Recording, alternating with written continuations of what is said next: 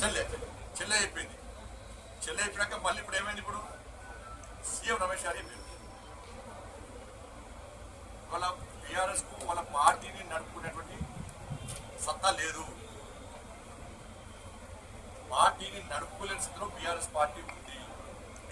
పూర్తిగా అవినీతిలో కూరుకుపోయాను. ఇలా మేం చెప్పు కాదు, నరేంద్ర మోడీ గారు నిజామాబాద్ బహిరంగ సభలో క్లియర్గా అయిపోయాడు. సీఎం రమేష్ గారు చెప్పింది వాస్తవం. అసలు ఇంకో విషయం చెప్తా మీకు.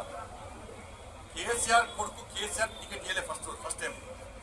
కేసీఆర్ కొడుకు కేసీఆర్ గారు టికెట్ ఇవ్వలే. అక్కడ సుధాకర్ గారు పోటీ చేస్తే ఇదే కేసీఆర్ కొడుకు పోయి సీఎం రమేష్ గారు కలిసి నాకు పాల్గొన కలిసి సీఎం రమేష్ గారు చెప్తే సీఎం రమేష్ గారు వచ్చి కేసీఆర్ కలిసాడు.